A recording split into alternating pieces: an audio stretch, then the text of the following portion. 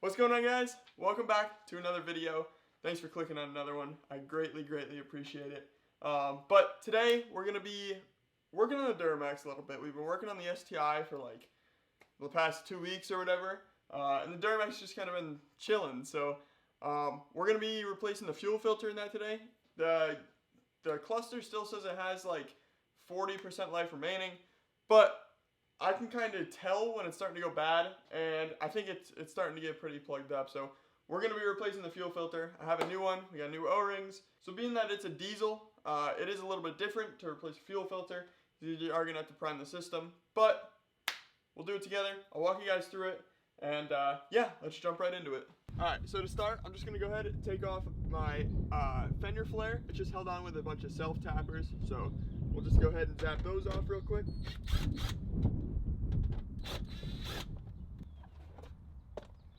So now that I have the flare off, I can go ahead and take out my inner fender, which is just on here with a bunch of like little self-tappers and then these bigger clips. So these you just pop out with a screwdriver or whatever. If you have the tool for it, you can use that as well, but I'm just going to use a screwdriver and we'll pull out this inner fender. So now we have access to the fuel filter right here. So we're just going to go ahead and unplug this little sensor at the bottom. It's just a little clip. Just push down, pull that out. Now we can go ahead and start unthreading the fuel filter. There we go. I'm just gonna get a bowl to put underneath just in case it leaks out a little bit of fuel, but it really shouldn't. Just pull this right down and out. So now we can go ahead and just dump all the fuel out of the filter. So this sensor we can just take off with a wrench. It'll just thread out, and then we're going to transfer this over to the new filter.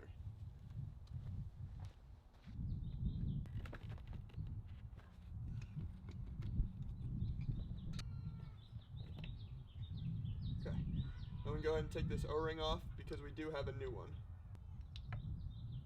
Alright, now we can go ahead and open up the new fuel filter. So right now I'm just going to go and clean up the surface where the new O-ring is going to sit. That way we can make sure we have a nice seal. Alright, so right here we have the new fuel filter. I have some replacement O-rings, so we're just going to open up this bag. Pull out these O-rings. Alright, so note when you pull out the old fuel filter, make sure that this little gasket O-ring kind of thing comes out with it. You don't want to put this new fuel filter on and be double O-ringed in there, so make sure that comes out with it. So now what we're going to do is just take a little bit of oil just to lubricate the O-rings. Just get a little bit on your finger, that's what I like to do. Just rub it around the O-ring. Then we can go ahead and throw that on this little sensor.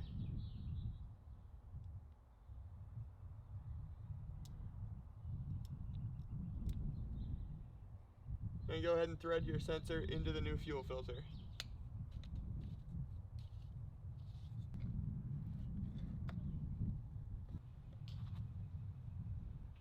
Now we're going to do the same thing for the top O-ring. Just get a little bit of oil in there. And this oil will also help it stay on the fuel filter when you put this back up into the truck.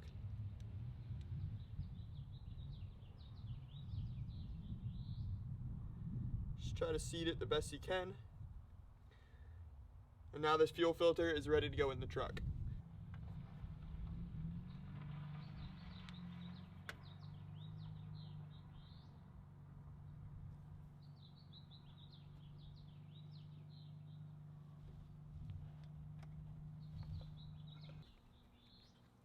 Now, this fuel filter doesn't really have to be any more than hand tight.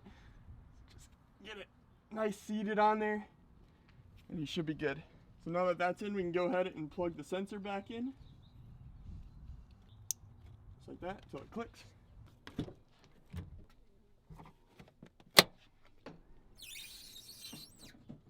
Alright, so if we hop up on top of the fuel filter, right in there, you'll see there's a little 1/2 inch bolt head right there. We're going to loosen that up, and then to prime the system, this big button right here, we're just going to be pushing down on this a few times until we get all the air out of this little bleeder screw.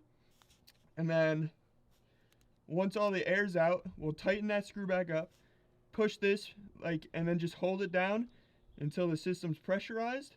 You'll feel it build pressure, and then you should be good to go. You can hear all the air in the system. Just go ahead and prime this until all that air comes out.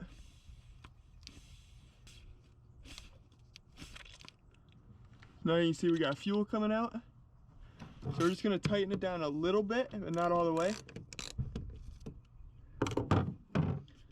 Now go ahead and just keep priming. Make sure you get all the little air bubbles out. Alright, so now that it's just squeezing fluid out, you can go ahead and tighten this bolt down all the way.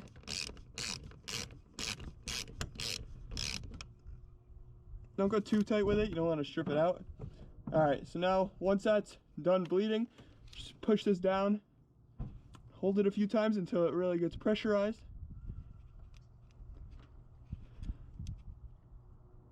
Okay, so this time it's always a good idea to check for leaks now that the system is pressurized. So go ahead and just check around your filter. Make sure you're not leaking from anywhere. Mine appears to be good. So we can go ahead and start the truck. Now keep in mind when you start the truck, it may start up, run for like 5 seconds and shut off. That's because there might still be a little bit of air in the lines. Don't worry, if we have to, we can go out and bleed it a little bit more. But more than likely, you'll just have to turn it over for about 5 seconds and she should fire right up. So let's give it a shot, see if she goes.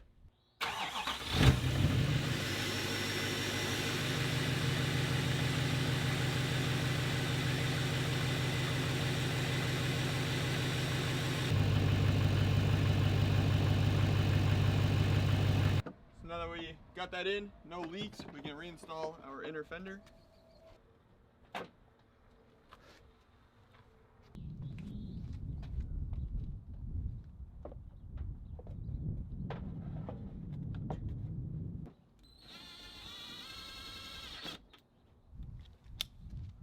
Alright, flares back on, inner fender's back on, new fuel filter's in, and we are good to go.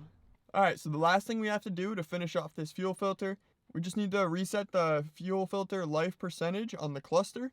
And if I remember correctly, I think what you do is you turn the key to the on position, wait 5 seconds, and then I think it's the gas pedal and the brake pedal. You push down, hold it for 10 seconds, let go, turn the ignition off, and when you turn it back on, fuel filter life should be 100%. So let's try it out. So we're going to take our key, go to the on position, wait 5 seconds. Now we're just going to hold down the gas and the brake for 10 seconds.